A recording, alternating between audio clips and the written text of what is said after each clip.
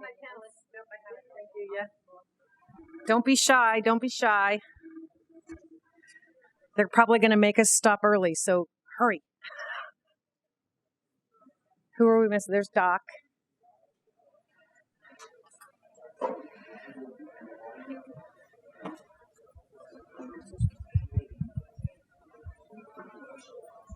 Kevin, it's been a while. It's nice to see you again. Doc, are you on this panel? I think so. You are. Why don't you join us? Thanks, Rosie. Come on up. I'm usually the one in the room that looks the most lost. Well, that was kind of why I picked you out there in the corner. Thank you so much. No problem. We're very casual over here. They thought they were being announced to run down the carpet. They didn't work out that way. So I am Rosie. I am the co-founder of Action Zone. We're an entrepreneur support organization in Tampa. We've been in existence since 2018, and we work in that really unique space that is early ideation and get them to grow, even if they've been in business for 15, 20 years. And we've got some of the people you met today are alumni from Action Zone. My panelists here are, as Maxine mentioned, are to talk about the kind of resources and assistance that you can get in Florida for entrepreneurs. I'm going to let them each introduce themselves, but first we have I'm Eric Wright, which everybody knows him as Doc. Even before I met you, I knew you were Doc. Kevin Cox, who's from the Senior Instructor and Associate Director of Adams Center for Entrepreneurship at Florida Atlantic University. And I'm sorry, Eric, Doc, you're the founder of Vets to PM. And then we have Stormy, who is the coordinator for the Veterans Florida Entrepreneurship Program at Florida Gulf Coast University, another network partner. And last but certainly not least, Raphael is from Veterans Entrepreneurship Initiative and the program manager for the University of Central Florida. So I'd like them each to tell a little bit, like your elevator pitch about who you are, and then we'll dive into the questions. You will start with you. So Eric Doc Wright, Navy vet first, Army vet second. No, that's not a Vietnam ribbon. It's Gulf War, but thanks. I have a company that helps military veterans land meaningful, lucrative post-service careers. In 8 years, I've helped over 10,000 enter over 1,000 companies in corporate America. That's what I do for a living. Hey, I'm Kevin Cox. Rosie mentioned I run the Adams Center for Entrepreneurship at Florida Atlantic University. I'm also the lead instructor for our accelerator we have on campus, which is early stage promising startups. I run the veterans program there, and I work with startups. I help them more than 500 in conjunction with our accelerator and Techstars and a few other accelerators. Worked with hundreds over the years, helped them achieve initial funding, product market fit, validation, and it's fun. Hello, everyone. My name is Stormy Preskauer. I'm not a veteran myself, but I do come from a family of veterans and also active duty members. So thank you all for your service. I've been working with Florida Gulf Coast University for about 4 years now, and I run their Veterans Entrepreneurship Program there. Good afternoon. My name is Raphael Camano, and like Rosie mentioned, I work for the University of Central Florida. I've been there for 15 years, basically coaching and mentoring small businesses in the Orlando area. In 2013, we started helping veterans with their ideation or ideas or business, scaling them to the next level. And the reason we did that is because we feel very strong about growing the number of veteran-owned businesses. I don't know if you guys know, but that has dropped dramatically after World War II. And I know it was a different era, but right now we're at 9%. And we need to bring that up. So that's my personal mission and vision. I served in the U.S. Army for 9 years. I'm a father of 3. And I love this new mission that I found, which is helping our own veteran families and veterans. I'm speechless right now. Sorry about that. Go ahead, Rosie. That's okay. We all get a little verklempt when we talk about what we get to do and how we get to help the veterans and military spouses in our programs. I cry every time I discuss my story. If I had a quarter for every time I got this question every week from new veteran and military spouse entrepreneurs, I wouldn't have to be standing here. I'd be on an island with a margarita. But I'm sure you will have an answer to this question. How do you get started with fundraising, and what exactly is bootstrapping? Anybody, jump right in. repeat the question? What exactly is bootstrapping, and how do you get started with getting money for you to start your business? All right. So first of all, I'm not a fan of going after money or going after capital. I believe that if you have a product that is solving a problem, you have a solution, you should be able to sell it and make money from it. And once you build that traction, if you somehow need money, then go after money. So, but if you don't, if you're trying to raise money, one of the best avenue, depending on what is it that you're doing, is an SBIR, STTR route, which these are small grants that are provided by the federal government for you guys to come up with new inventions or new solutions. And if you're not in that industry, or you cannot get those grants, then another way is basically friends and family first. And another solution that I don't like to promote a lot, but I've seen it with my own eyes, it works if you manage it, is credit cards. Outside of that, the most important thing is sell while you're producing. Don't chase money, because you're not going to find it that easy. Those were a lot of great examples of bootstrapping. And bootstrapping as kind of an approach refers to leveraging minimal kind of resources that aren't expensive, resources like educational programs such as Veterans Florida, other programs, other accelerators, grants, right? Non-dilutive funding. I like to refer to it as free money because that's more exciting than non-dilutive funding, but that's essentially what it is. Competitions like the one you can watch part of tomorrow. These are all great approaches for trying to get that seed funding and get the idea off the ground, which you have to do. Right? I'll go a step further, and not even just to say that I'm not a big proponent of capital. There's not really much capital there. There's a big misconception in entrepreneurship that if you have a great idea, you can go raise money. You can raise money when you have a business because investors want something to invest in. It's much, much further beyond idea. That said, there are some of those other approaches. There are ways to access financing if you're going to buy an existing business, which I think is a great strategy for veterans in particular. We see evidence from the franchising literature that veterans are very successful in franchising, and they often can get discounts for franchises. I don't necessarily love the franchise model, though. You can approach the SBA and try to get an SBA loan to purchase an existing business, an acquisition of something that's not a franchise, thereby avoiding franchise fees and revenue sharing over the long term. Many veterans I know are fully capable operators. The startup world, there's a lot of uncertainty, risk. It's sort of a crazy place. I like to live there vicariously.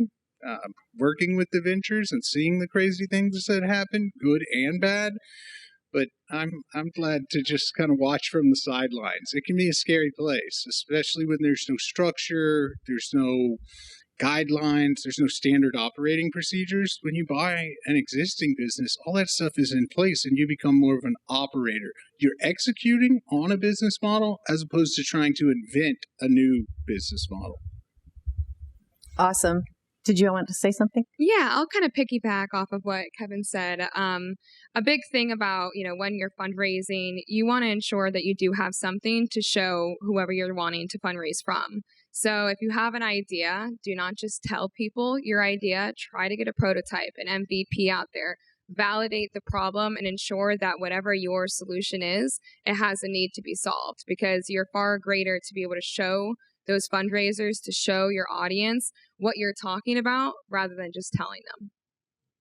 So after we crush their dreams and tell them there's no special pot of money for veteran entrepreneurs, the next question is, well, where do I find the resources, the training to help me build a startup? Well, this answer can also be used for the first question, which is strategic partners, and that's another way that you can reach your goals, is by partnering with, even sometime with your competitors, right? But so you need to be very clear what is it that you want, and then divide that into different goals. And strategic partner could be a very simple way for you to go and let them finance what you're trying to do. I think you also And I encourage everybody to find a mentor. The way we run our veterans program, which again, if you're in South Florida or even virtual, Veterans Florida is a great place to start. And there are various sites where they have entrepreneurship programs, but we pair our veterans with a mentor one-to-one. That's really an invaluable relationship. They can provide you guidance, resources, advice. You can borrow their network.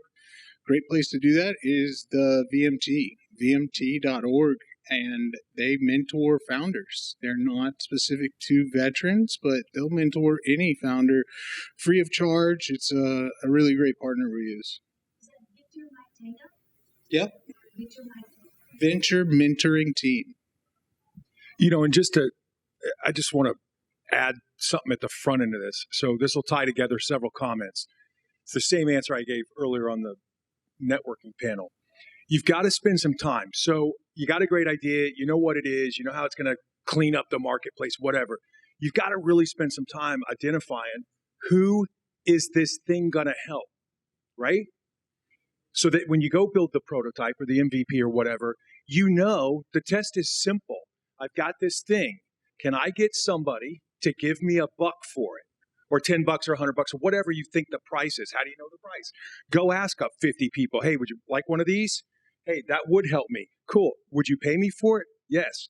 How much would you pay me for it? You're literally doing market research. Because now, that's how I started my company. I took 12 buddies and $500 said, hey, I'm going to beta test this. You want to play? I cover everything. You see if this works. 90 days later, it worked beautifully for all 12 of them in the startup, so to speak. That's how you sell something to the market. And you use that cash, like Doc said, you plow that cash back in. That is bootstrapping, right? But you know that when you go to market, there's value and people will buy it. And that's when investors want to put money in there, right? Because now they're investing in something. It's not a concept. You're not trying to whiteboard it. You're not trying to stumble through what it is and who you think it's going to help and whatever. Hey, actually, I've sold 50,000 of these units and I've made $180 and it's in the bank. Would you like a piece of the next 180,000 I make? That's a much stronger conversation. Those great points. All of them are great points.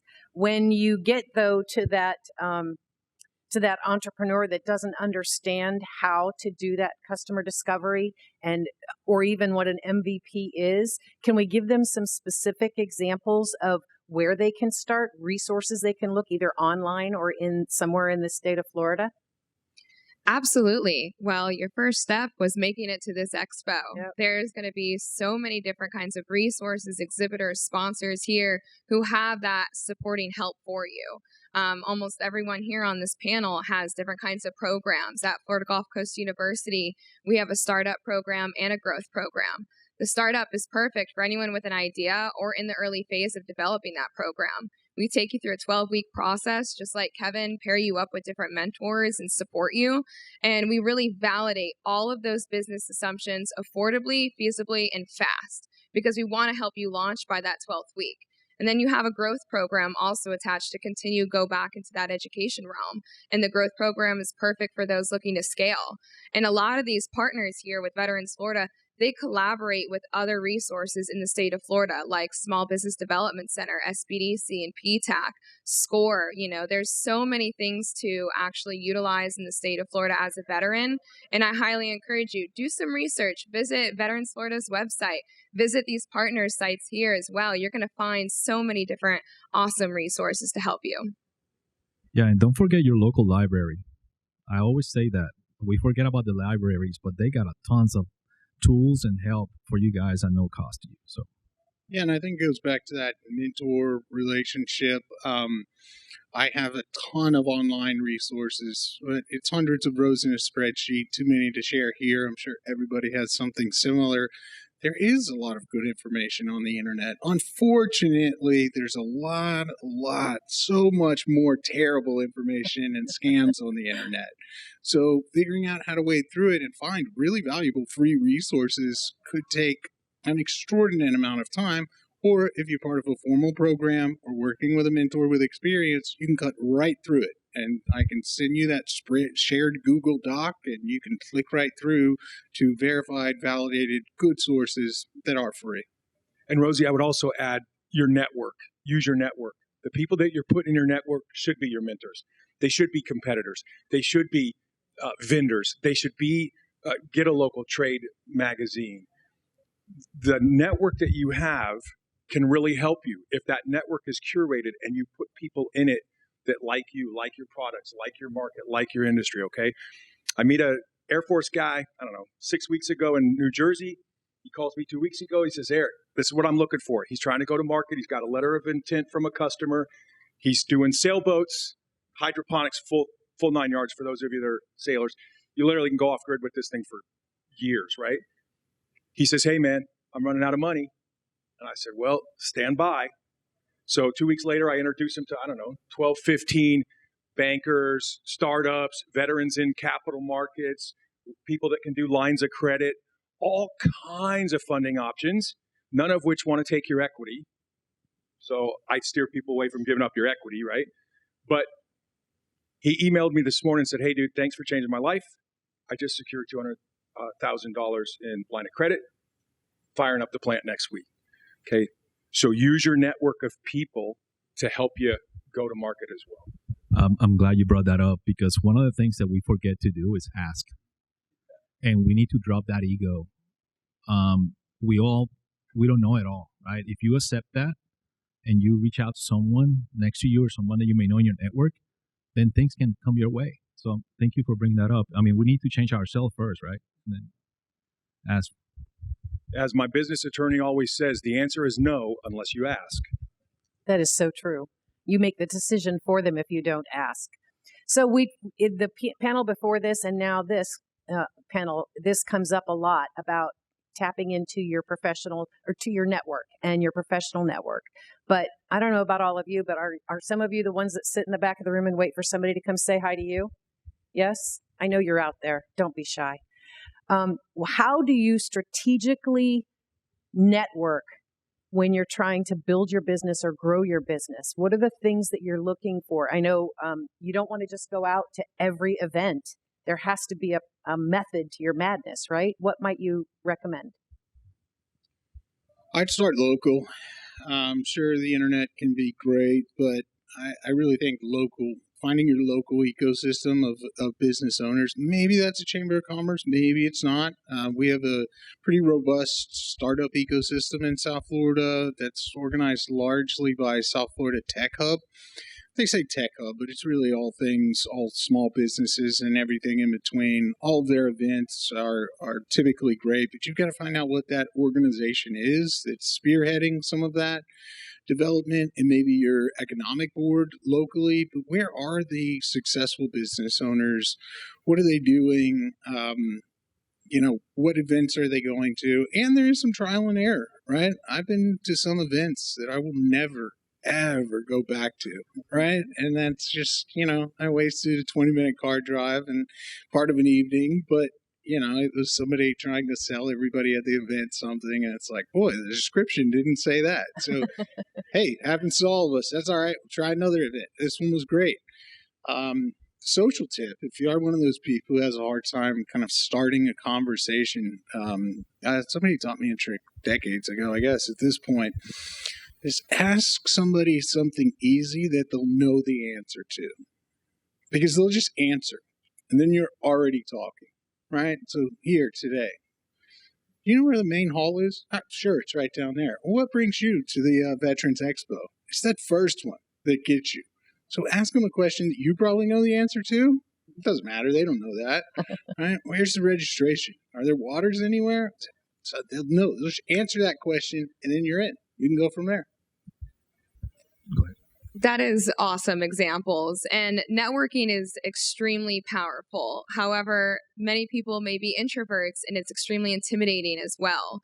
When you go to networking events, it's not all about quantity. It's about quality. So I do encourage you to maybe look up, see who is attending those networking events. Try and see who may you want to speak to at that event. You don't need to speak to everybody. Choose a handful of them. And like Kevin said, I love finding things that we have in common, just something to break the ice. I use my dogs all the time. If you've ever met me, I talk about my dogs like crazy. Most of the time, other people have animals.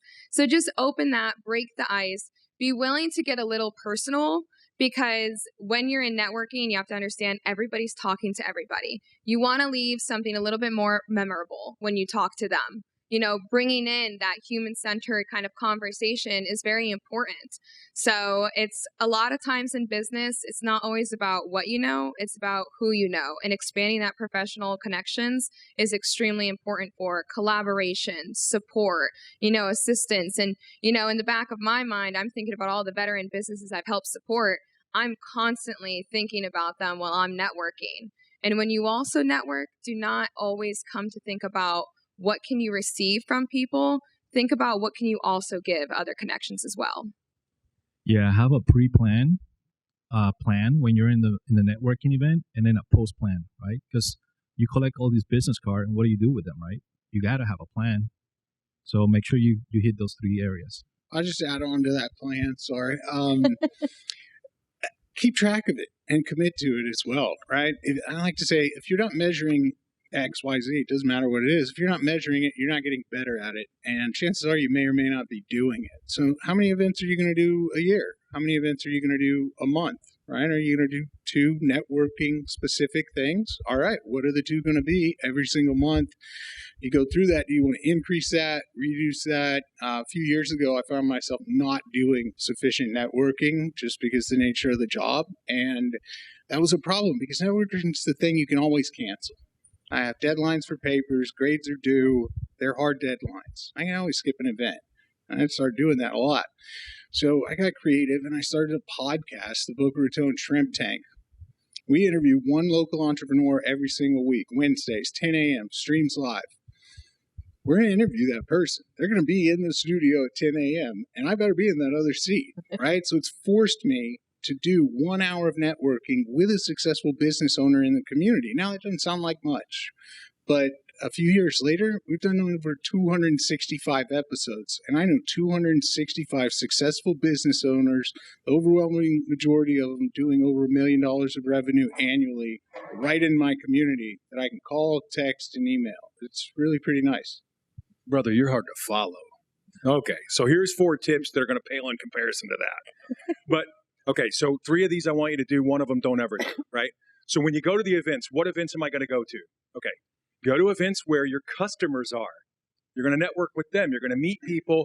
And then when they realize who you are and what you do and they need you later, they call you. That sales call is a much easier sales call, yeah? So go where your customers are. Because see my earlier comment, you know who they are and what they need and what their pain points are. Secondly, when you get there, I just met Mark, 20, 30 minutes ago. Get good with people's names. I can't tell you how many events I go to. People say, oh, I'm really bad with names. Well, you better square that away. You know why? Like your life and your business depend on it. I used Mark's name 9 times in like a 5-minute conversation. But I know Mark now. And when I use his name, I mean, look, he was doing something. He looked up at me, right? Learn to get good with people's names, okay? The third thing is, I forgot the third thing, but here's the 4th thing. Don't network with people standing by the restroom or the bar. Stay away from the restrooms or the bar. Stand somewhere else and get them when they look like they're ready to network. Not in line to get a drink or not in line to go to the restroom, you know? I can give you the third one. When I met Doug, he drilled me. I felt like I was in front of a military board. I'm like, man, I just met you. But I was able to do a pretty good job. After that, we built some trust. So my point is, know your stuff. If you're going to come to an event, know your stuff. Know your competitors. And that's for the introverts in the crowd. There it was. Thanks, Raphael. See what Batman and Robin over here. But especially if you're an introvert, the one magical question, Mark, I'm Eric. Hey, I'm Mark. Dude, glad to meet you. Hey, man, so catch me up on you, brother. Just catch me up on you. It's personal. It's friendly. Guess what? I'm off the hook. I'm a shy guy. You'd never know it. Because now you're going to spend 9 minutes telling me all about you, what you do, why you do it, who you help. And all I got to be doing is taking mental notes. Catch me up on you. They're going to talk. That's a great phrase. I think we can all remember that. And I'm going to add a number 5, and that is understand you're going to kiss a lot of frogs. And you're going to make mistakes at the network events that you attend. As you said, you show up to some in their sales pitches, and so you catalog that and say, I'm not going to do that again. But just because it's a dud when you get there doesn't mean the next one is, and don't use that as an excuse like Kevin does to not go to the next one. Just understand that it's like everything else when you're building your business, it's trial and error. You're learning something. You have a hypothesis that this networking event is going to be really great for your business and there's going to be investors there and customers there, and you get there and it's not. So you just proved yourself wrong. But the next time you go, it might be. So just realize that it's okay to kiss a lot of frogs. We'll be okay. I wanted to leave time, and we will have a little bit of time for Q&A because you can see they're all sitting at the edge of their seat, right? They were loving all of this. So I want each of you to give them, please, one resource that you have found that helps entrepreneurs that they can take with them today that we haven't already discussed. Don't all start at once. That we haven't. So we mentioned Veterans Florida, right? We mentioned Action Zone, Florida Gulf Coast, FAU. I say this SBA. Go to the SBA.gov website, and there's tons of cool videos and templates and information there for you. And again, local libraries. Go there. Yeah, absolutely. Those are great ones. I think at this expo, you're going to see a lot of veteran, Florida specifically resources. There are resources for across the nation as well, like Boots to Business. Syracuse, I believe, is also going to be an exhibitor here. They have resources that are offered all across the nation as well. So definitely do a little bit of research. And when you're looking for local, what kind of resources that may be. Maybe check out Chamber of Commerce's in your area. Check out your local economic development centers. There's always different kinds of, councils and subcommittees to be a part of and actually make a difference within your local economy. Can I just one input? Absolutely. She hit on something very important. If you have money to invest, or if you're ready to sign a contract or a lease agreement, check in with your economic development office at your local municipality before you do anything, because there may be some incentive from the state, the county, or the city. Thank you for mentioning that. Y Combinator. If you type that into Google, their website has a ton of free resources. Cooley Law is another one for some basic legal stuff that's all free. And you probably heard about this one, but if you are a business owner or hope to be in the near future, the Skill Bridge program. You may have heard of that. If you haven't, definitely do. It's a great way to get some great employees and get the government to pay for them for a while. And LinkedIn, and your profile in particular. But you got to make the profile, again, about your customer. Yes, it's about me. Here's who Eric is, but here's who Eric serves. Here's how. Here's why. My story's always there. And then, for example, one of the things I do is I blog almost every single day.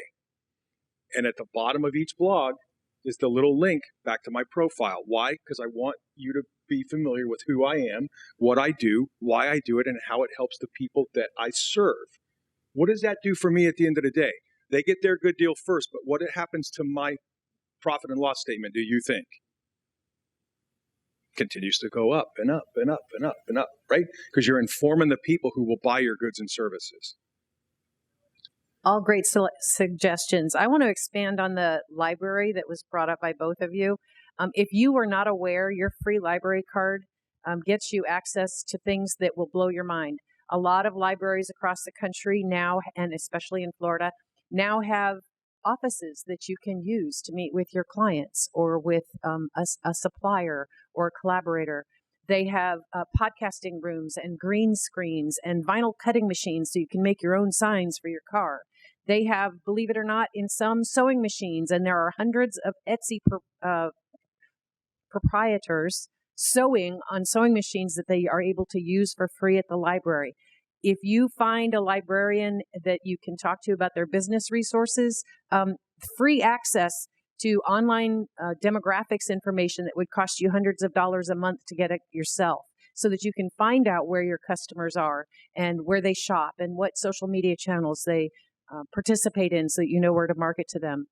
Just spend a day talking to a librarian in your community and find out what they will do for your business, and it will just elevate your day. Trust me. So, Rebecca, we're going to open it up for questions. Rebecca, you have a question. Hi, I'm Shy here. What that does is it's Trello. That's Tango, Romeo, Echo, Lima, Oscar. And what that does is it helps me to organize everything I'm learning. Am I learning something right now about marketing, government contracting? It doesn't matter, blogging, the website. It doesn't matter what it is. And I create a card for that, or project for that. And then it works like a Kanban system. So if any of you are from a manufacturing background or anything, or study anything in operations, it's this thing called Kanban, Kanban. And so it lets you like build a card for each little thing. And it's so cool because before I learned that one, I would take all these great notes, pile it in a spreadsheet, and it gets filed down, 15 levels deep in a file structure, and I forget it, right? So what Trello does is it helps me keep things right there at my fingertips. It's web enabled, it's app enabled, and if you are on your web desktop and you do anything on it, it will automatically update anything and resync to like any app you have on your phone, your tablet. It's iOS, it's Android. It's really cool, but it lets you keep everything at your fingertips, and it is collaborative. It's free for up to 10 boards, and you can have as many collaborators, but once you get past your 10th board, you got to start paying about $10 a person, and then you get unlimited boards. But it's really awesome. It sounds like a great resource. Thank you. Yeah. Any other questions? Yes. How long does it take to get up and running and start making profit? You know, one of the things that I know coming out of the military was like okay, I have a family, like how am I going to make money on this relatively quickly or not? Or, you know, or do I grow this over time while I'm still working another job? Or, you know, what do you see as the good opportunities there? Oh, I don't think there's an answer to that question. That depends a lot on what it is you're doing, right? If it's a simple software application that you can sell as a SaaS model over the internet and you can build it yourself, you can be making money by the end of the month.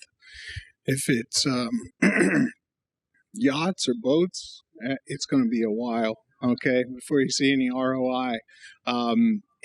There's a ton of variance, but you know, if you do have a day job and you're kind of moonlighting as an entrepreneur, I really appreciate that strategy. I think it's a good way to mitigate risk in the early stages of a business, which are inherently risky, and you can sort of balance your productivity in the day job with the success of the moonlighting, and you know, at some point you may have to take the leap, but you should be much closer to that revenue phase, if not past it. I would say use MVP as the concept, right? So MVPs for us project managers in the room is minimally viable product. I don't think it's working, but yeah, everybody can hear me, right? Like I've not been told I'm too quiet. You need the mic? Okay. So, hey, it works. I thought it did. Thanks, Doc. So, wow. So try to build the MVP first. Build something you can sell somebody to start that money coming in, back from question one, right? The bootstrapping. So for example, I took $500, I took knowledge, and I found 12 buddies, and I said, hey, this is what I think the market is telling us. So I've got a 90-day experiment. You ready? And they said, heck yeah, dude, where do we sign up? I'm like, right here. So I developed a course. They took the course. Within 90 days, they had certified, and they were all placed in $90,000 a year jobs or more inside 90 days. And I'm no staffing agent. I don't even know how to spell HR, the acronym. You know what I mean?